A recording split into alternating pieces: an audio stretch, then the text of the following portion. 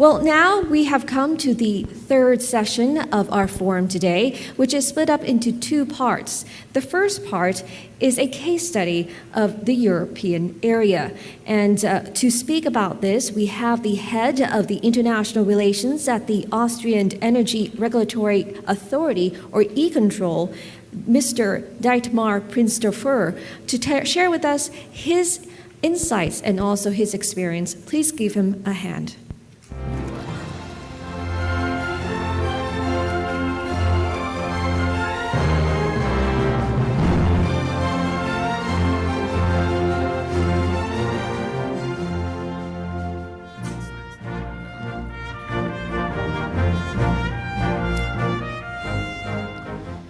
So, thank you.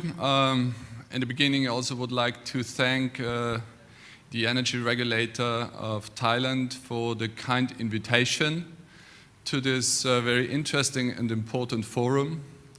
I'm happy to be here. It was prepared, this visit, in the World Forum of Energy Regulation this year in Istanbul, where I met the people of the ERC first time. On basis of that, I was invited to come here. It's my first time here in that part of the world. First time here in Thailand, first time here in Bangkok. I'm very excited.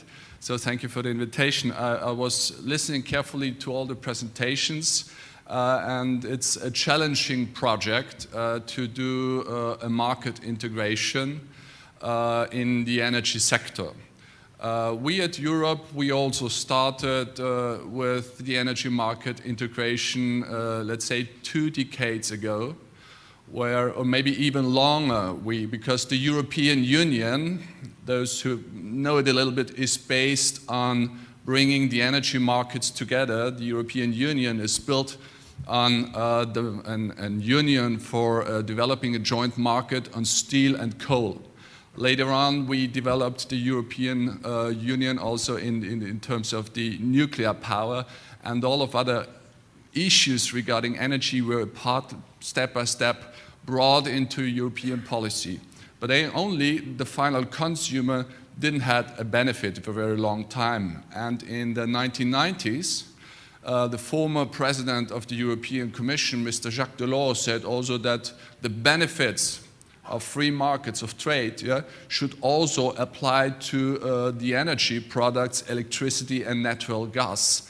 And this was the starting point of energy liberalization in Europe. In Europe, we are aiming at full market opening. That means that every consumer, every household can choose his own electricity and natural gas supplier. We are on a national level nearly there. There is still some regulated end consumer prices in Europe. But on the wholesale level and bigger consumers, these are all eligible customers. So we do regulate the national monopoly. So this is the grid. And basically for the trade of the commodities, so electricity and natural gas, we have competition.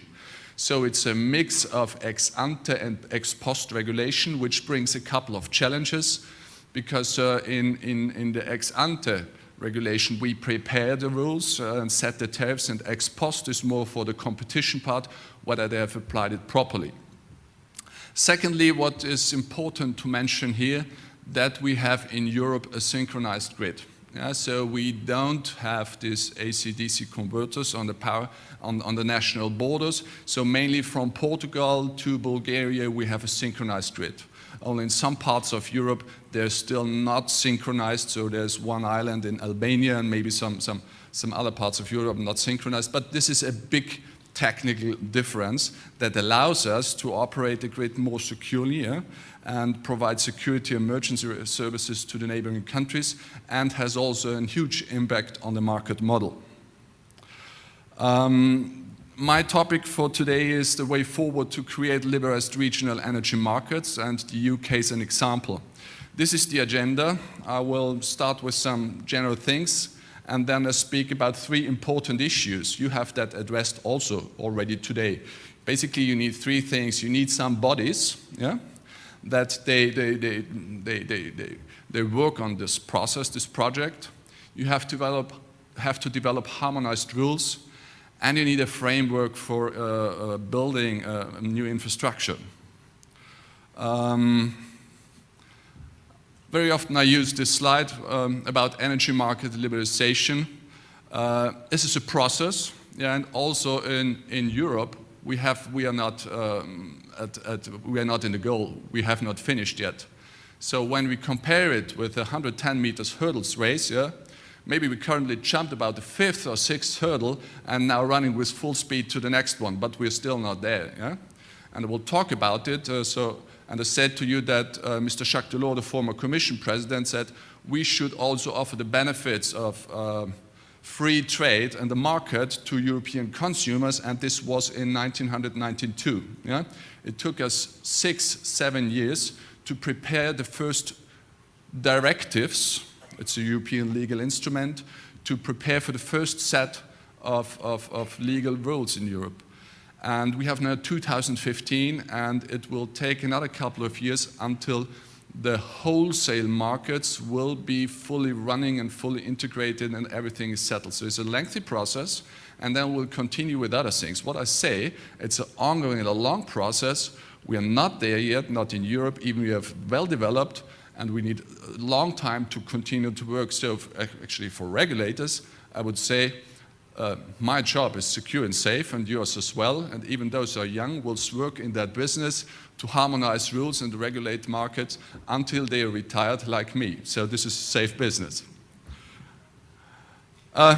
Some milestones in the history of the EU energy policy. The conclusion is that over the time, the complexity of the issues and the number of the involved parties increased, yeah? Because you start with usually basic things, yeah? With, let's say, 2 neighboring countries, yeah? And more join, and when you do the market integration, always more complex questions will arise, yeah? So this is, I don't want to go into detail of that history. This is maybe for those who are very interested in the European energy policy on a long scale. I've briefly talked about that in the beginning, but this is the main message. It won't become easier, as Brian said when we discussed it previously with the 110-meter hurdle run. Maybe at the end the hurdles become bigger. Yeah? It's not like in sport. Yeah? They're always in the same size. At the end they increase. Some faces, these are the European politicians responsible for that. Loyola de Palacio, Andris Piebalgs, Günther Oettinger, the former EU commissioners, and the current people and politicians in Europe responsible for the energy, or we call energy union, is the Vice President Maroš Šefčovič from Slovak Republic and Ariad Cañete from Spain. This is now an interesting slide where I try to set which requirements you need to create, to develop such an internal market. On the right side, you see what is necessary, and it's bottom up. Yeah, first we want to develop competitive electricity generation and gas wholesale markets. Then next step, full market opening. No regulated commodity or end-user prices. Then we need to develop high public service standards. We need for that fully independent NRAs. In Europe, we have now, based on European legislation, independent NRAs not only from the regulated industry, but also from the governments. Because very often governments are also stakeholder, because they are owner of the state-owned companies and they have a particular interest in that, so thereby it's important that the regulator is also independent from the government. Effective unbundling, big issue, because they're the core interest, yeah? Money and political influence comes out, and without a proper unbundling, there's no discrimination-free market, and it's very often the discrimination of new market participants. Market integrity and transparency will be a big issue in well-functioning and liquid markets.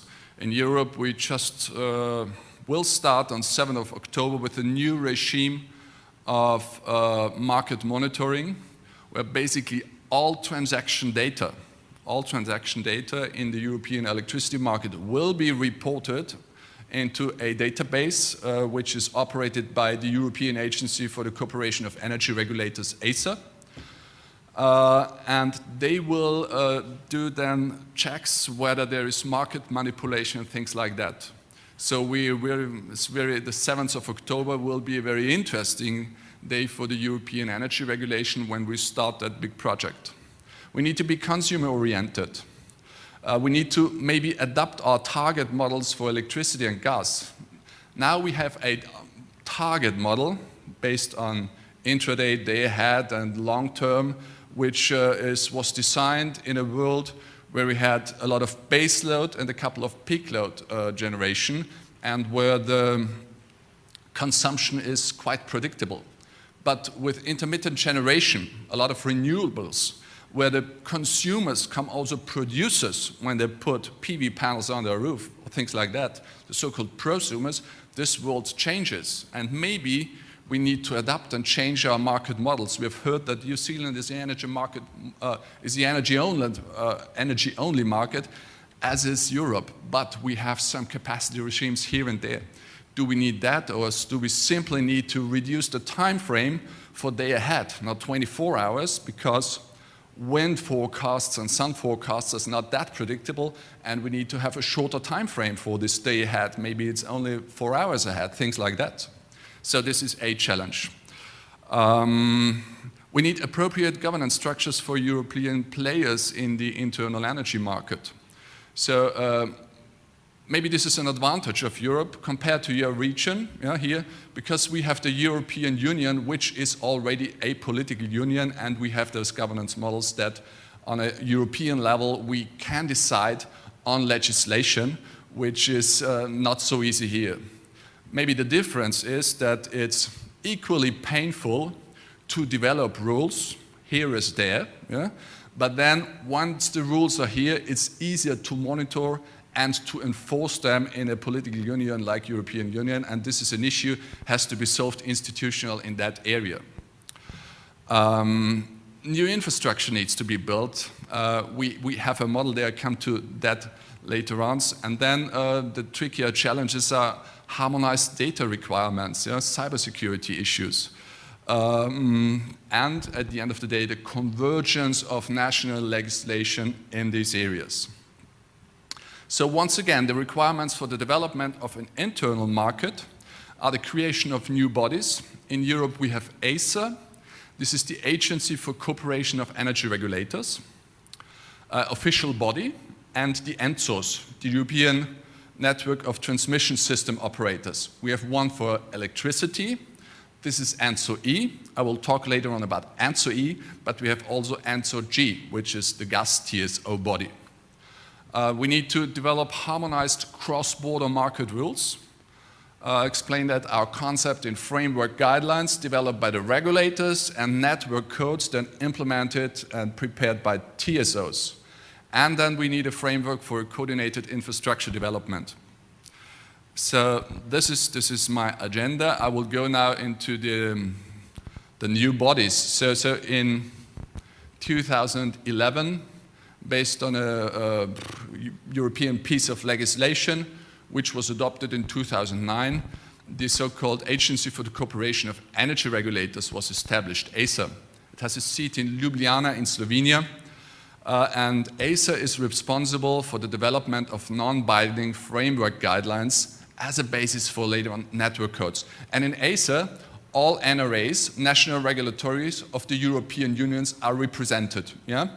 We have a governance structure that one country has one vote in ACER, so Austria has an equal vote like Germany here, or Malta, very small island, has also one vote here. Personally, I am, the board of regulators contains of members of the authority, and I am the Austrian alternate member in that board of regulators. It prepares recommendations to DSO, to transmission system operators, involving monitoring of the European network of TSOs and their tasks in particular. ACER can provide opinions and recommendations to the European institutions, so the Parliament, the Council, the Commission. They say, come on, we have a good idea, so to further for the market integration and development. They have some decision-making power in the context of cross-border infrastructure access or pipeline interconnect exemptions. They promote the cooperation between the national regulatory authorities and provide opinion on specific issues to them. They are responsible for wholesale of energy for monitoring of the wholesale of energy markets. REMIT, this is this new regulation I've been talking about, the regulation of energy market integrity and transparency. And they contribute to the so-called PCI selection process. PCI stands for Projects of Common Interest. This is infrastructure projects that have an wider European interest, and they have certain benefits. I will talk about that later. These are the bodies. ACER is headed, represented by a director. Then it had the board of regulators, where of each member state there is one representative and one alternative. They have one vote per member state. Then there is an administrative board who approves the budget and does the administrative things. And then there is also a board of the appeal, where some of the decisions of ACER can be appealed. Now, who is ENTSO-E? Now, this is the European Network of Transmission System Operators of Electricity. It represents 41 electricity TSOs from 34 countries across Europe. So it's even more than the European Union. The European Union has 28 countries, but ENTSO-E has members from 34 countries, also on the Balkans, where in those countries who will maybe soon join the European Union. Yeah? There are some candidate countries like Serbia, Montenegro, Macedonia, and others, and other very important neighboring countries like the Ukraine or Moldova. So they are. Some of them are also members of ENTSO-E. And ENTSO-E promotes the closer cooperation across Europe's TSOs to support the implementation of the European energy policy and achieve Europe's energy and climate policy objectives. So they draft those network codes on the basis of framework guidelines prepared by the European regulators. They, very importantly, develop a pan-European network plan, the so-called TYNPD. This is a 10-year network development plan, which is the basis for the entire network development in Europe. Tackling cooperation between TSOs, this is also important there. As I mentioned, we have a synchronized grid. Yeah? They prepare important reports, publication of summer and winter outlook reports for electricity generation. So system adequacy is an important issue here. Do we have in the areas does supply and demand meet properly, or where we need to do something? And also the coordination of some research and development plans. On this slide, you can now probably not read the details. This is not so important. If you look later on into that, or you go on the website of ENTSO-E, for those who are interested, it tells you shows you the structure of ENTSO-E. It has on the horizontal axis has 4 technical working groups, one on system operation, one on market issue like capacity allocation and congestion management, one on grid connection, and another one. And they have technical working groups, drafting teams, and then also regional working groups, because maybe the issues in the northern part of Europe for a certain technical area differ from the issues are relevant in the south or western part of Europe. So this is the structure of ENTSO-E. The next point is the development of harmonized cross-border market rules. And I have explained to you that we have a process of framework guidelines developed by the regulators, which are then transformed into network codes by the TSOs. And this is the chart who defines, explains the process. It's kicked off an initiative by the European Commission, who defines the priorities and basically sends a letter So the European Commission as the political body here, and they've sent all those, the regulators prepare a framework guideline in that area. Yeah? Then ACER, the agency, starts working and preparing a framework guideline on that topic. And based on a European regulation, ACER has 6 months to do that. Yeah? After that, it submits the framework guideline to the ENSOs, and the European transmission system operators have a time frame of 1 year to prepare the network code. The result, what should be based on the framework guideline, is resubmitted to the regulators, to ACER, and ACER assesses the network code, whether it's in line with the framework guideline or not. If it's in line, and ACER has 3 months for that, it recommends this network code to being adopted by the European Commission. Adopted means then it's going to be legally binding. Yeah? If in that stage the network code doesn't meet the requirement of the framework guideline, ACER tells the ENSOs to go back to the drafting board and redraft certain areas. So basically this is the plan, but you see this is a lengthy process. And some of the processes we started in 2011 or 2012, only were finished recently, yeah? And so it takes time, but you know this obviously, how long it takes. It takes a long time to develop those details, yeah? And then in addition to that, what you cannot see here on this slide, it takes some time until it's legally binding, yeah? And then there's some dates in these network codes where some of these provisions may only enter in force in 2 or 3 years. So therefore I've talked that wholesale market integration is a long-time project, yeah? 15, 20 years in Europe. Once again, this is the process. ACER, the regulators, prepare the framework. The TSOs prepare the technical details, and the European Commission, together with the member states, in a so-called procedure, what is called comitology, make them legally binding. Who does what? So the development, I've explained to you, is ACER, ENSOs, and the Commission, plus member states, but then later on, it's implemented, and this is the stage where we are right now. Basically, we have finished the process, nearly finished the process, of framework guidelines and development of those network codes, and some of them are already legally binding. A couple of them are in the process of becoming legally binding, and then the next step is the implementation, and implementation is then done by, of course, the market participants, like the TSOs, who have to change their system, adapt things, the regulators, and the member states. Sometimes in the member states, the law has to be changed. Yeah? The regulators need to change the national grid code, things like that. So there are follow-up actions required. Then the whole thing is going to be monitored by the agency, ACER, the regulators, but also the ENSOs. And finally, it is enforced by, again, the regulators, if we got the powers by law, or the member states. This may be interesting, this structure.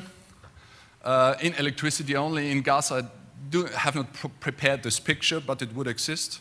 So we basically decide between 2 areas of rules. The one are market-related issues. So capacity allocation and congestion management, this is the yellow part.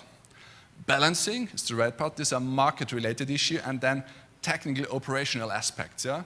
Grid connection or system operation.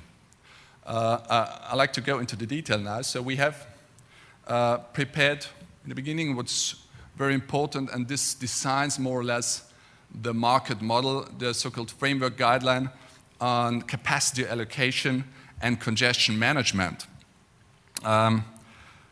These were to be developed to provide the legal framework and requirements for transmission system operators and also power exchanges for the operation of an integrated electricity market in the long-term, day-ahead, and intraday timeframes. The core element of this framework guidelines are the definition of bidding zones. Yeah, what is the bidding zones? Basically, where does the congestion take place? Might be that a country like Germany has an internal congestion, and in future we will have different bidding zones in Germany. Yeah? I think also in Italy have different bidding zones. because it's a long and a big country, so there might be different bidding zones in a country.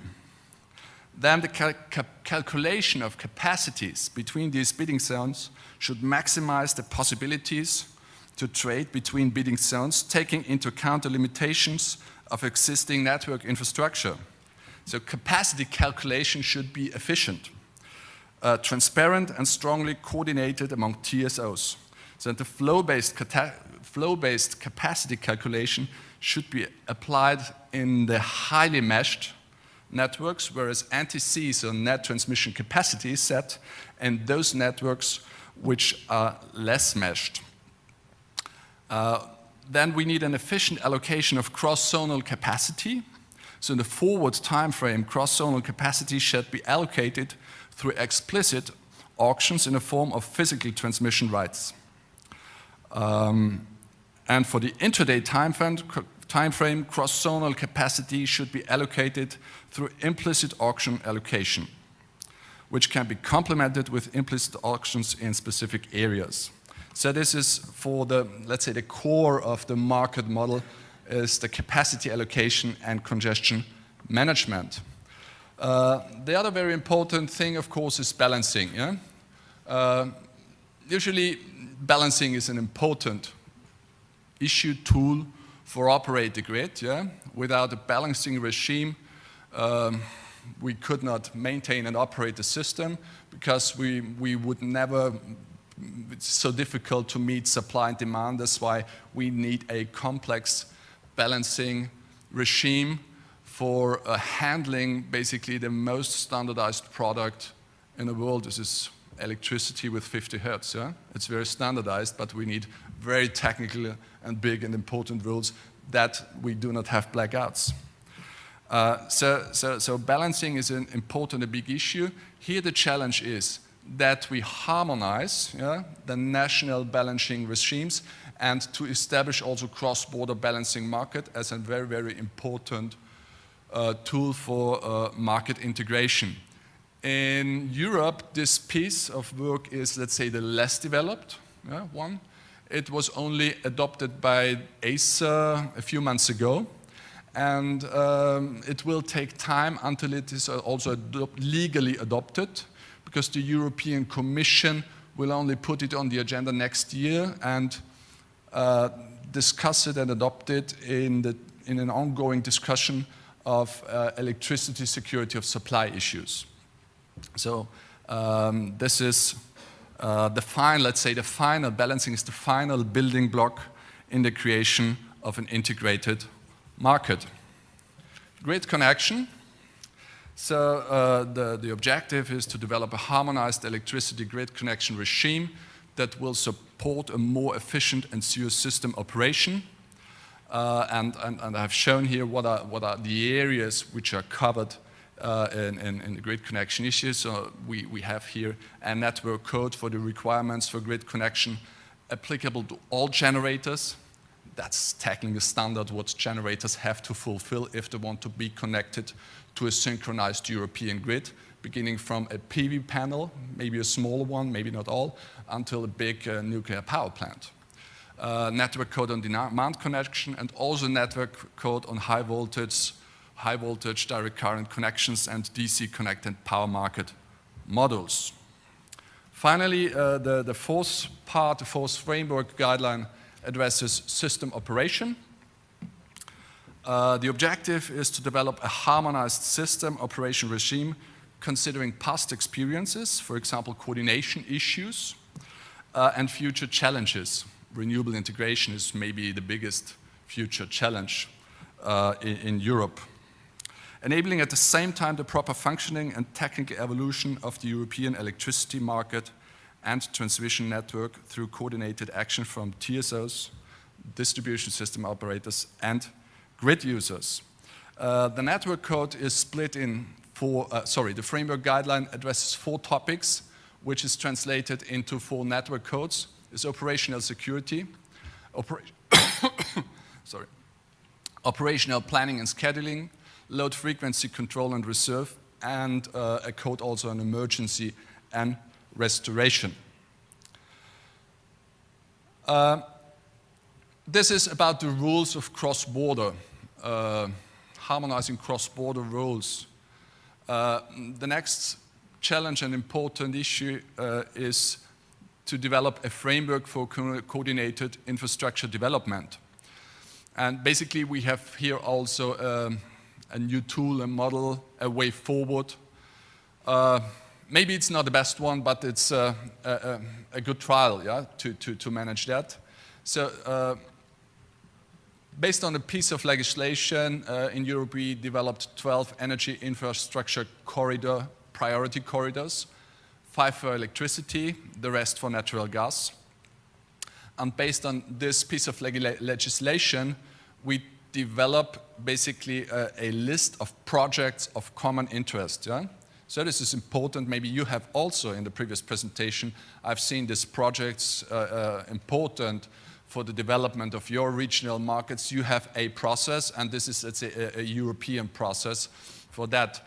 And it's a bottom-up process. Yeah? Basically, it means the green block is on a national basis. So each country, each TSO, develops a so-called 10-year national development plan.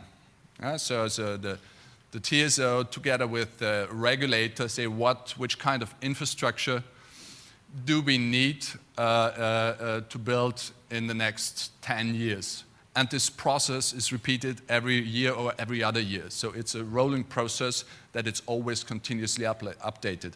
Then those national 10-year network development plans are put together into a European network development plan where ENTSO, the European Network Transmission System Operators, are challenged to come up with a proposal what is necessary important from a European perspective. And the most important and mature projects are then selected and receive the status of a project of common interests. And they have, shows the infrastructure priorities in electricity. Skip that and say what are the benefits of these projects of common interest. So they benefit from an accelerated permit granting. One of the previous speakers said that it's maybe easy to develop and to build generation power plants, but it's very, very time consuming to develop the grid. Yeah? It's much easier to build a gas-fired power station at a certain place, maybe with permits in 3 to 5 years from the kickstart it can run. But developing a grid to bring electricity from Laos to Singapore, this is, now you tried for 100 megawatt, but for bigger capacity, this will take time. Why? Because you need more planning, more parties are involved. It's a very lengthy process, and we have decided in Europe that it should not take longer than 3.5 years, and European member states are obliged to translate this requirement into national law, that member states finish the procedural process, the administrative procedures, within 3.5 years. With a so-called one-stop shop principle, where the project promoter basically only talks to one state authority, whatever it be, might it be the ministry or the regulator, the member state decides, but it's also the principle of one-stop shop. Then this PCI benefits also from an improved regulatory treatment. So there's some risk-related incentives that are given. And also there is the issue of cross-border cost allocation. They're written in bold, so we'll go into detail soon. And finally, they have access to some financial support. These are European funds, so a couple of billion euros are made available by the European Union to support these projects of common interest. Maybe not all of them, but maybe those that need a support, because otherwise they would not have been built. In Europe, for example, we have not all European Union countries are connected physically already to to this European grid. For example, the Baltic states, Estonia, Lithuania, and Latvia, are not yet physically connected in the synchronized grid. So there needs to be an investment. Yeah? Without public funds, this investment would not be built. Therefore, these financial sources should be used for promoting those sorts of projects. And out of that fund, grants for works and studies might be given. Risk-related incentives, what does it mean? Where a project promoter incurs a high risk for the development, construction, operation, or maintenance of a project of common interest, appropriate incentives shall be granted to that project. So the legislation says that that could cover rules for anticipatory investment or rules for recognition of efficiently incurred costs before commission of the project. Yeah? This is very important for the project promoters, because if the project at the end of the days is not built, then who bears the cost? Yeah? And so this gives an incentive that these costs in the preparatory phase of a project are covered. Then, of course, project promoters would like to have an additional or a higher return on that capital. Let's say the national regulators and also e-control do not very much support that idea, because in Austria the concept is like that. Once a project is in the national development plan, then it's going to be built, it's in the national asset base, yeah? And then the risk is anyway covered. So there is then basically no additional risk if a project and the costs of that project are in the national asset base. So why to give them additional return? Yeah?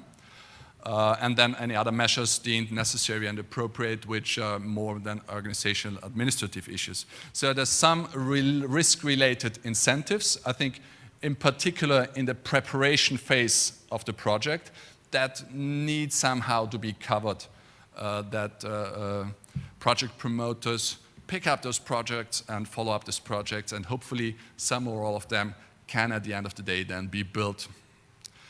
Second issue is cross-border cost allocation. This is an important issue. For example, country A and country B want to build a power line. Yeah? But in country A, let's say 80% of the investment needs to take place, but they don't have a lot of benefit. Yeah? Because the benefit would go mainly to country B. Yeah? But country B has only 20% of the investment cost. So under normal circumstances, this project would not be built. Yeah? And it's a tricky issue how to include costs in another country into the national asset base of another country.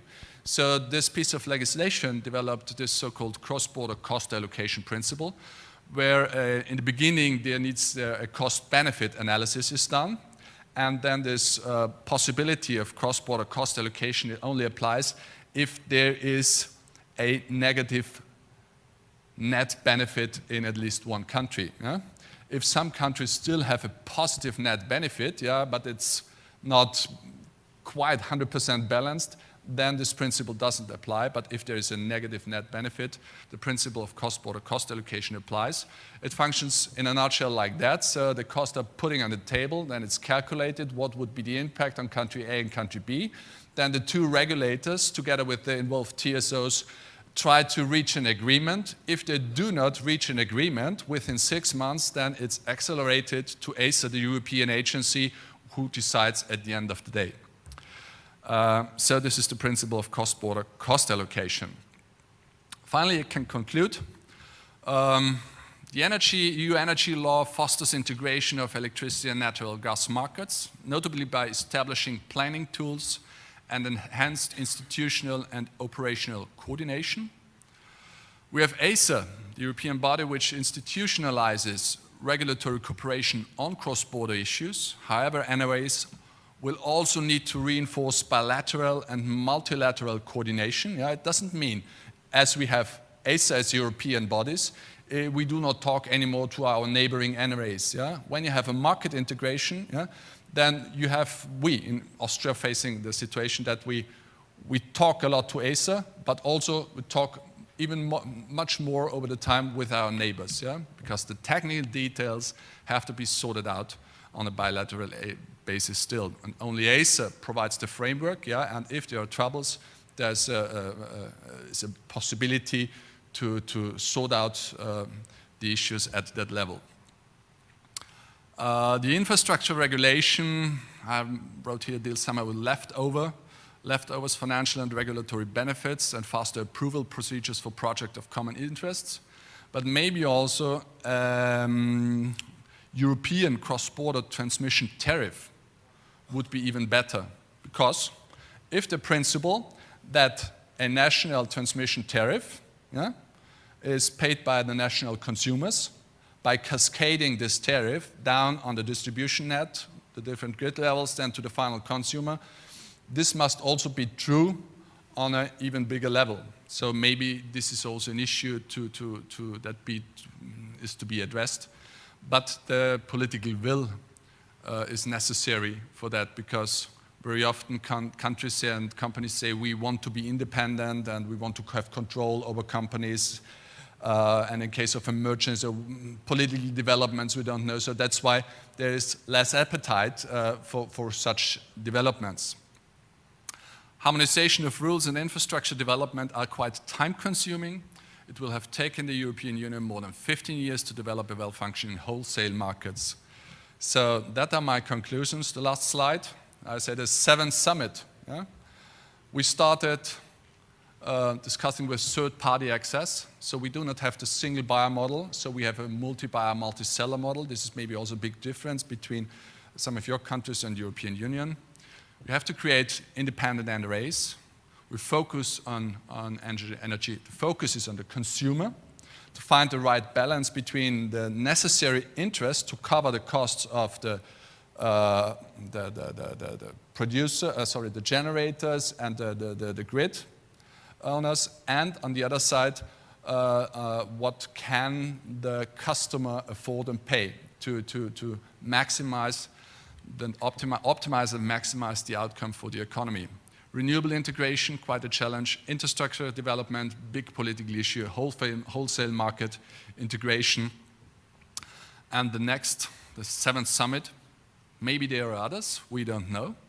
But the next big challenge for Europe will be the retail market integration. So I've consumed nearly all of my time according to the agenda. But if the organizers allow, I will be happy to answer a question if there is any. And thank you for your attention.